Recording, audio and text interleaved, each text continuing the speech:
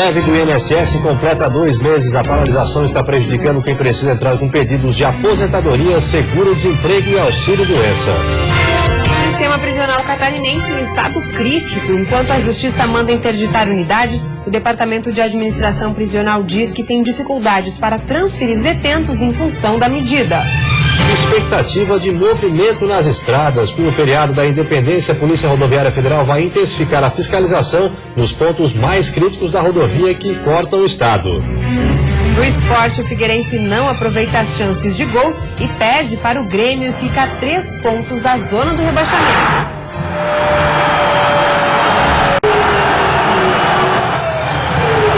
E aí, um dos detalhes da rodada completa do fim de semana pela Série A do Campeonato Brasileiro. Para o Avaí, só a vitória interessa para sair do Z4. O Band Cidade desta sexta-feira já está no ar.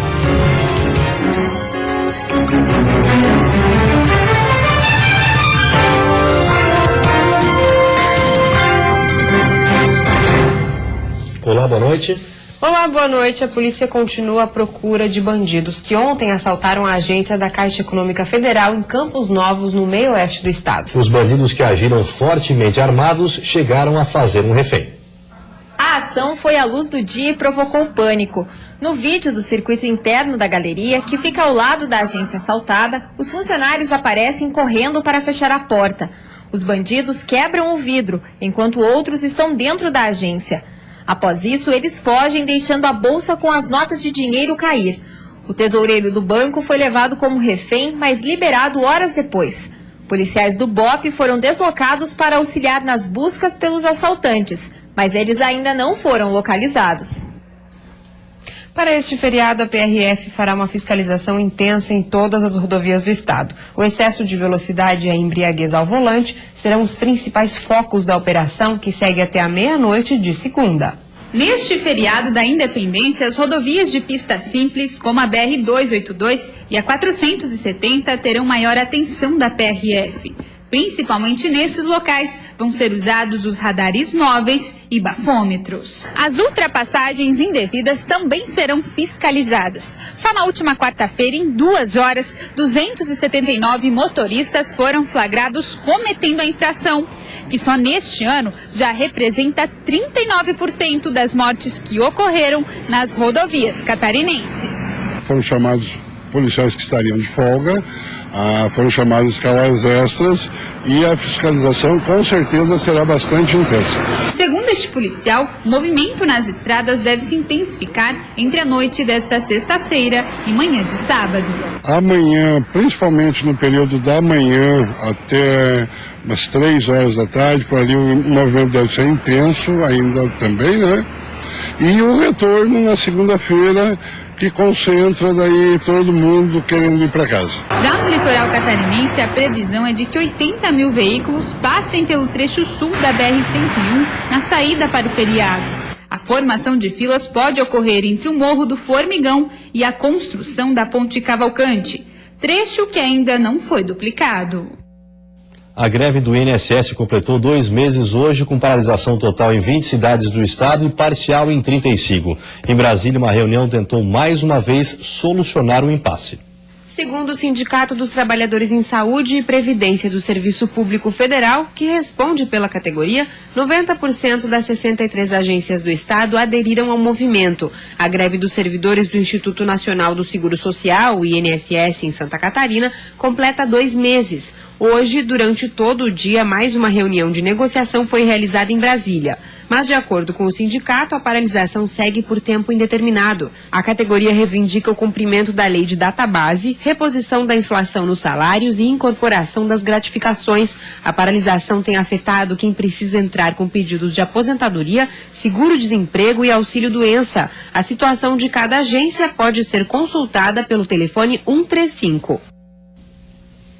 E a seguir, pendência de 3 milhões após as polêmicas em torno da cobrança do pedágio de Bombinhas, a maioria dos turistas que entrou no município até agora não pagou a taxa.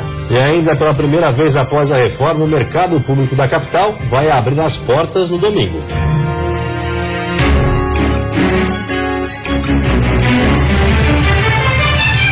Garanta o bom funcionamento dos seus equipamentos com soluções em energia da Spy No Break.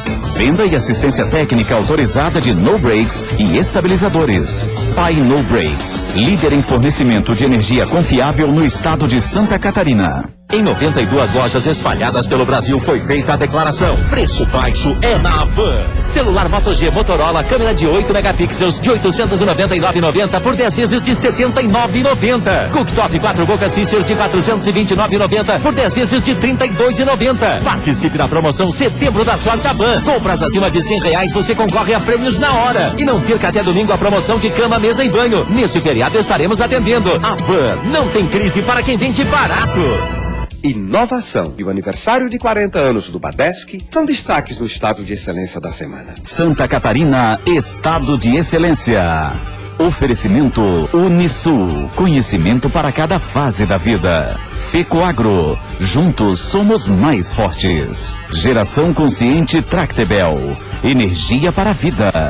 Sebrae, especialistas em pequenos negócios. E Cicobi, associado a você. Band Cidade.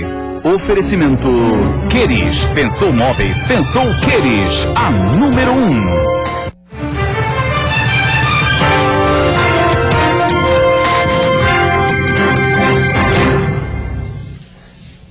Você lembra da TPA, a taxa ambiental para entrar no município de Bombinhas, no litoral norte? Na época a cobrança deu o que falar, mas essa novela continua. É que o município ainda tem por receber mais de 3 milhões de reais. A taxa ambiental começou a ser cobrada em janeiro deste ano e vigorou até abril. Isso após 3 anos de discussões em Bombinhas. O início da cobrança teve problemas na instalação do sistema e fez com que o município começasse a cobrar com quase 3 meses de atraso. Depois do fim da cobrança, o município divulgou o valor arrecadado durante o período da taxa. Foram R$ 3.413.000, valor abaixo do esperado pela prefeitura, que previa uma arrecadação de mais de 4 milhões de reais. Mas aí vem outra questão. Desse valor, pouco mais de R$ 89.000 foram efetivados, foram realmente pagos.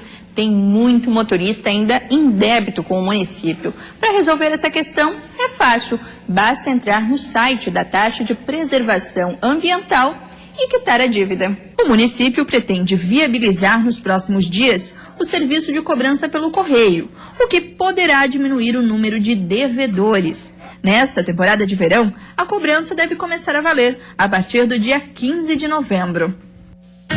O fim de semana deve ser úmido devido ao deslocamento de uma massa de ar frio que está sobre o oceano. As temperaturas permanecem amenas em todo o estado, com mínima de 4 graus na Serra e máxima de 22 no oeste. No litoral sul e norte, mínimas entre 11 e 13 graus. No Vale do Itajaí e Planalto Norte, a mínima fica em 9, chegando aos 20 durante a tarde. E na Grande Florianópolis, as temperaturas variam entre os 15 e os 18 graus. Florianópolis terá um final de semana recheado de atrações culturais. Pela primeira vez após a reforma, o mercado público vai abrir as portas no domingo, a partir das 7 da manhã, e a programação não para por aí. O feriadão na capital do estado promete ser agitado e repleto de atrações culturais para a população e turistas. A Secretaria de Turismo espera receber aproximadamente 50 mil pessoas para participar da programação em Florianópolis, especialmente para a Parada da Diversidade, que vai acontecer na Beira-Mar Norte a partir das 4 horas da tarde de domingo. Organizamos e estruturamos a cidade, desde as linhas de transporte público, os táxis, o ônibus de turismo vai estar ali no centro, para que o turista possa dar uma passeada pelo centro, principalmente. O Walk Tour, são os guias de turismo, tudo isso Florianópolis já tem. Mas a programação não para por aí. Hoje tem mais uma edição do Boteco Cultural no Mercado Público e no sábado o projeto Viva a Cidade. Mas a grande novidade é outra. Esta é a primeira vez depois da reforma que o mercado público vai abrir em um domingo. As peixarias começam a funcionar a partir das 7 horas da manhã. E ali fora, no vão central, a partir das 11, haverá apresentações musicais e venda de almoço com preços especiais. Para a Associação dos Comerciantes do Mercado Público, abrir as portas neste domingo pode significar aumento de vendas. O mercado público ele é realmente o coração aqui do centro e ele ajuda a revitalizar todo o entorno, né? Temos ouvido comentários dos comerciantes de lojas e restaurantes da vizinhança, todos sentindo o efeito positivo do mercado público. Para a população, esta é a chance de ir até o mercado sem pressa e sem correria. Porque muita gente que trabalha sábado até tarde, né? A gente pede também aí que o pessoal dá uma olhadinha no preço dos barzinhos, mas que tenha bastante movimento no domingo. Pode dar um movimento e pode não dar. Vamos esperar para ver. Esta proprietária de peixaria diz que a expectativa para as vendas são boas. A nossa expectativa é que venha a população de Florianópolis, que ainda não viu a reforma do mercado, venha nesse domingo conhecer o mercado, ver como ele ficou. Então, a partir de 7 horas da manhã, nós vamos estar abertos, com bastante variedade de pescados, abertos até às 17 horas. Este outro box, além de abrir as portas no domingo, está preparando uma exposição de quadros do artista manezinho Elias Andrade, conhecido como Índio. Nós entramos nessa onda e estamos trazendo um artista aqui para começar a valorizar a cultura nesse nosso gesto singelo aqui da quitanda. Tudo para receber bem quem resolver curtir o feriadão por aqui. Quem quiser curtir a programação do mercado público no domingo, os ônibus serão de graça. As linhas vão sair dos bairros e os passageiros só poderão desembarcar no centro. Os horários dos itinerários estão no site da Prefeitura. E depois do intervalo tem futebol. O Figueirense começa bem, perde várias chances de gol e acaba derrotado pelo Grêmio no Orlando Scarpelli. E a expectativa para a rodada do fim de semana que tem Avaí e Joinville precisando vencer para tentar sair da zona do rebaixamento.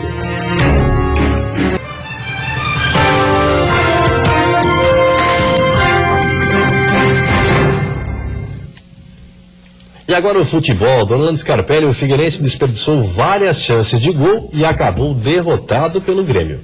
Logo na primeira chegada gremista, um escanteio pela esquerda. E quem é que marcou o Bobô? Maxi Rodrigues botou no meio da área e sem marcação, Bobô botou pra dentro. 1-0 Grêmio. Do Grêmio! O Figueirense tentou reagir rápido, botou a bola no chão e no cruzamento de Fabinho, Dudu mergulhou, mas não achou nada. O Grêmio viu que Figueira crescia e não parou de jogar não. Cruzamento de Galhardo e quem é que apareceu sozinho de novo? Bobô. Por fogo não fez o segundo. Bola viva na área do Figueira, bola viva na área do Grêmio. Outra vez na base do cruzamento, o Alvinegro chegou. Mas o cabeceio de Marquinhos Pedroso parou em Jeromel. E tome pressão alvinegra. Dessa vez foi Fabinho que apareceu para cabecear e Thiago, atento, foi buscar no cantinho. Defesa do Thiago. Como o Figueira até agora só tinha chegado na base do cruzamento, olha o que o Cleitinho fez para tentar surpreender. Passou perto demais. Quando apareceu uma falta na entrada da área, quem quis surpreender foi Rafael Bastos. E surpreendeu sim, negativamente. Que cobrança, hein, Rafa? Mas logo no começo do segundo tempo ele quis se redimir. Cleiton deu mais um daqueles passes milimétricos e Rafael Bastos fez o zagueiro de bobo. Mas na hora da batida a bola subiu demais outra vez. O empate parecia questão de tempo. Tudo que o Figueira precisava era de uma bobeada da zaga gremista. E adivinha o que aconteceu? Bressan se enrolou com a bola e aí essa é daquelas que o Marcão não erra, né? Mas errou. Bateu fraco e Bressan se recuperou. Aí o Grêmio recuperou a moral. E quando a zaga do Figueira bobeou, Bobô encontrou Pedro Rocha sozinho. Cara a cara com Muralha, ele não perdeu. 2-0.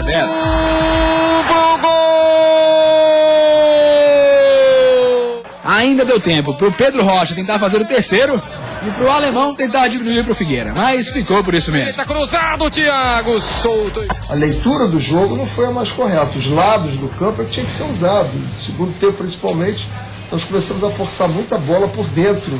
Por dentro tinha um bloco do Grêmio totalmente fechado, muito bem armado. Era por fora, era pelo lado que se podia criar. Na Vila Belmiro, a Chapecoense perdeu mais uma neste retorno da Série A. Os meninos da Vila foram mais eficientes que a marcação da Chape. Na Vila Belmiro, a Chapecoense precisava de uma vitória, mas por pouco não levou uma goleada. Após esse passe de Marquinhos Gabriel, o artilheiro Ricardo Oliveira abriu o placar para os donos da casa. Após Neto derrubar Ricardo Oliveira na área, o juiz marcou o pênalti. Ricardo cobrou, mas Danilo, inspirado, defendeu. O Peixe ampliou com Giovânio, que driblou Camilo e de pé esquerdo fez o segundo. O artilheiro Ricardo Oliveira balançou a rede pela terceira vez, após Zeca cruzar na área. Após esse escanteio, Neto descontou para a Chapecoense. Fim de partida na Vila Belmiro, Santos 3, Chapecoense 1. E o sinal de alerta também foi ligado na Chapecoense, que há várias rodadas não vence. Nesse fim de semana, o Verdão tem chances de começar a reverter a situação. Veja como vai ser a rodada para os catarinenses.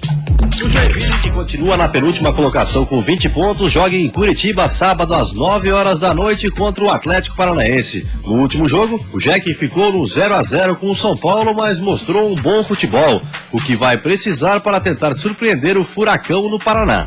Com 28 pontos, a Chapecoense permanece na 12ª posição, mas precisa vencer para não começar a despencar na tabela. No domingo, às 11 horas da manhã, o Verdão recebe a Ponte Preta na Arena Condá.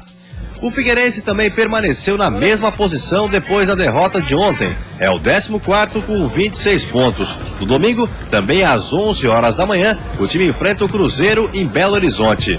À tarde, às 4 horas, o Avaí joga na ressacada contra o Coritiba, uma partida de 6 pontos, já que os dois estão na zona do rebaixamento. A boa notícia é o retorno do capitão Marquinhos. E parece que a teoria de Camacho se confirmou na prática. Sem a referência do camisa 10 que estava tratando lesão no joelho, o time não encontrou seu futebol contra o Flamengo e foi atropelado 3-0. E os números dos outros jogos também dizem o mesmo. Com Marquinhos em campo, o time tem 61% de aproveitamento dos pontos. Sem ele, o aproveitamento cai para 26%. Tenho muita experiência e isso a nós companheiros deles nos brinda confiança, muita confiança. E a seguir, crescimento. Exportações de carne suína in natura sobem 21% em agosto no país. E ainda devem ser concluídas até o final do ano as obras do aeroporto de Correia Pinto, na Serra Catarinense.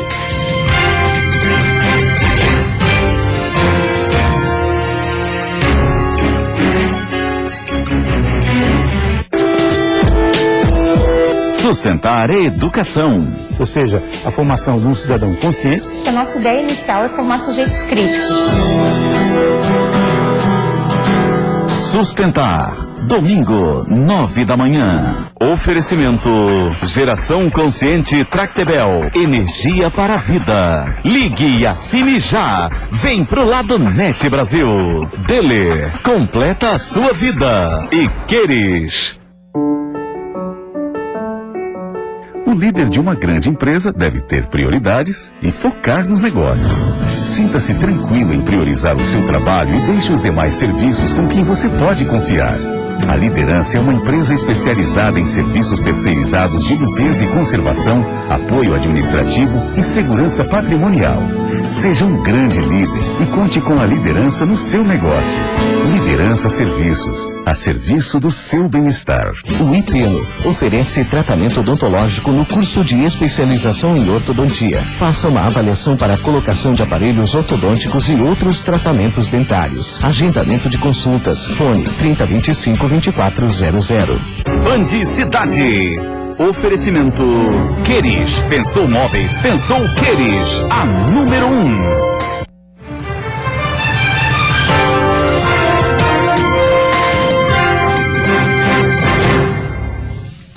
Preocupação no sistema prisional. Mais da metade das unidades estão interditadas no estado. E nessa semana a Justiça determinou que outros locais sejam desativados, incluindo a central de triagem na capital. Em Florianópolis, é a penitenciária, o presídio e a central de triagem que preocupam o Ministério Público. E pela decisão da Justiça que acatou o pedido, o Estado tem 15 dias para desativar parte da estrutura e 1 mês para inspecionar todo o local através da Vigilância Sanitária e Corpo de Bombeiros. A Comissão de Assuntos Prisionais da OAB acompanha o caso. Para tentar colaborar no encontro de soluções para essa questão. Até lá, as 3 unidades prisionais, que têm 965 presos, estão impedidas de receber novos detentos. O maior problema são 25 containers que existem há 13 anos e abrigam hoje cerca de 220 presos provisórios e condenados. Decisão semelhante do Judiciário no sul do estado também interditou outras 2 unidades prisionais. E atualmente, das 48 existentes em Santa Catarina, 29 estão na mesma situação. O secretário adjunto de Justiça e Cidadania explica que o Estado deve entrar com recurso logo após o feriado e que não tem como cumprir a decisão judicial. Há mais de 4 anos, nós estamos tentando desativar o complexo. Nós entendemos que o complexo da agronômica inteiro, ele não está inadequado à atividade prisional. Entretanto, nós em todos os momentos enfrentamos óbices judiciais. Com os 15.900 presos recolhidos no estado, faltam vagas. O secretário adjunto diz que 3.200 devem ser inauguradas até o fim do ano, além da construção de novas unidades em Imaruí e São José, que não saíram do papel porque os municípios contestam as obras na justiça. Não poder receber os presos da sua própria cidade é uma anomalia jurídica. E é isso que a gente vai tentar resolver com os possíveis instrumentos judiciais que serão adotados a partir de terça-feira. Para a Polícia Civil, a medida é válida, contanto que o Departamento de Administração Prisional consiga remanejar as vagas. Caso contrário, as delegacias também podem ficar superlotadas com a interdição. A estrutura das delegacias, elas têm uma pequena cela para receber 1 ou 2 pessoas. E normalmente, quando há várias prisões no final de semana prolongado, essa cela enche e acaba se tornando um local inadequado para a quantidade de pessoas que ficam. Qual é a melhor idade para aprender sobre os riscos do consumo do álcool? Pode parecer cedo, mas os pediatras dizem que os pais devem falar sobre o assunto com os filhos antes que eles completem 10 anos. O álcool é uma droga e o seu consumo na idade errada ou em excesso causa danos à saúde. Para os jovens, além do risco de a embriaguez levar a atos perigosos, como sexo sem proteção, uso de outras drogas, perda de consciência e acidentes de carro fatais, ele ainda retarda o amadurecimento do cérebro. Por isso, Daniele resolveu alertar o filho dos riscos do consumo de bebida alcoólica desde cedo. Procuro dizer para ele o seguinte: causa, consequência. Você fez, você paga. Você tem amigo que já bebeu? Oxe, muito. Muito amigo que já deu PT, que caiu, deixou apagado e você vê gente se ferrando, você não vai pelo mesmo caminho que eles. De acordo com um relatório da Academia Americana de Pediatria, o álcool começa a se tornar atrativo para as crianças a partir dos 9 anos. 21% dos jovens reconhecem ter tomado pelo menos um gole de álcool antes dos 13 anos. Por isso, os pediatras indicam que o ideal é que os pais abordem o assunto com as crianças antes de elas completarem 10 anos. É simplesmente dizer para a criança que esse produto é tóxico para eles. E quanto mais tarde isso entrar na vida deles, melhor. O craque de futebol Garrincha é um exemplo do risco do contato precoce com a bebida. Quando criança, ele bebia uma mistura de pinga, canela e mel dada pelos avós índios. Adulto, Garrincha era alcoólatra e morreu de cirrose provocada pela bebida. Segundo os psiquiatras, o cérebro de uma criança de 8, 9 ou 10 anos é capaz de compreender as orientações dos pais, mas não está pronto para os efeitos do álcool, até porque ele só vai terminar de se formar lá pelos 22 anos. Mas essa explicação simples pode ser usada com os jovens quando aparecer aquela pergunta: por que você pode e eu não? Nessa turma de jovens de 12 a 14 anos, o nível de conhecimento sobre os malefícios do álcool nos impressionou. E a maioria tem pais que bebem socialmente. Meus pais são bem abertos comigo, eles já conversaram comigo sobre álcool. E eu percebi que é uma coisa ruim quando você acaba exagerando. Pelo jornal, você vê as consequências e você começa a ter consciência de que isso é errado e que faz muito mal. Eu já vi várias pessoas que a vida, a família, tudo acabou por causa da bebida. Destrói a autoestima, sua relação com as pessoas, além de fazer muito mal pro rim, pro cérebro. O mês de setembro deve ser fundamental para os avanços das obras do Aeroporto Regional de Correia Pinto, na Serra Catarinense. As 2 últimas licitações que faltam para a conclusão da obra física serão lançadas nesse mês. A previsão é que até o final do ano esteja tudo concluído por lá. A novela do Aeroporto Regional de Correia Pinto pode estar perto de ter um final. Para se ter uma ideia, há 13 anos ele vem sendo construído. Mas ter um aeroporto operando na região serrana do estado parecia um desejo impossível de ser realizado. Parecia, porque nos últimos meses muita coisa foi feita por aqui. A parte elétrica já foi entregue essa semana, praticamente concluída. e também, em contrapartida, estão trabalhando com relação à homologação para voos visuais. Neste mês, as licitações para a pavimentação do pátio interno e do cercamento, conforme as exigências federais, serão lançadas. Com isso, os capítulos chegam aos seus momentos finais. E a expectativa é que até o final do ano a obra física esteja concluída. A previsão é que até 2016 a Serra finalmente tenha um aeroporto em operação. Para isso, o pedido de homologação para que os voos possam ser realizados será protocolado neste mês junto à Aeronáutica. Além disso, já tem uma empresa aérea fazendo um estudo socioeconômico para poder se instalar aqui. Chegar ao aeroporto de Correia Pinto para pegar um voo é um anseio antigo de muita gente. Com as operações acontecendo, não só a região serrana, mas o Vale do Itajaí poderá ter um final feliz, já que também será beneficiada. Com certeza que com o aeroporto concluído, com a empresa operando aqui, a região vai se desenvolver de muito. Então nós estamos empenhando o máximo de trabalho para que as coisas aconteçam aqui na nossa região. Saldo positivo. No Brasil, as exportações de carne suína in natura subiram 21% em agosto, puxadas por Ásia e Europa. Nesse cenário positivo, Santa Catarina também busca novos mercados como a Coreia do Sul.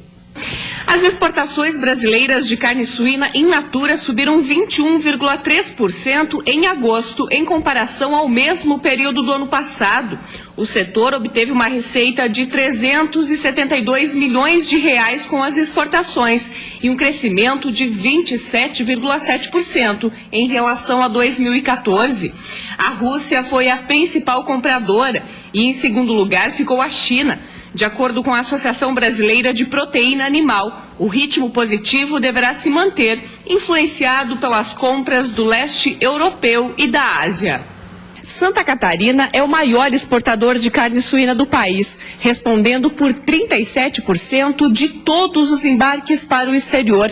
Em 2014, o Brasil vendeu mais de $1,5 bilhão e Santa Catarina atingiu 590 milhões de reais em vendas de carne suína. No acumulado do ano, as vendas externas de carne suína no país subiram 7,8% em volume, atingindo 2,3 bilhões de reais. A produção anual de carne suína catarinense é de 850 mil toneladas.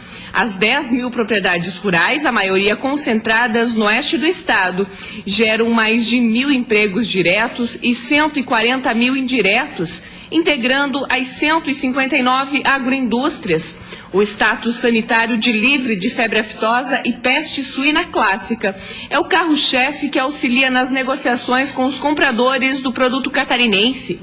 Os principais destinos da carne suína são Rússia, Hong Kong, Angola, Singapura, Chile, Japão, Uruguai e Argentina. E nos próximos dias, o estado deverá oficializar a venda de carne suína catarinense para a Coreia do Sul. E você fica agora com o Jornal da Band. Um ótimo final de semana a todos e até segunda. Um bom fim de semana para você. Até segunda.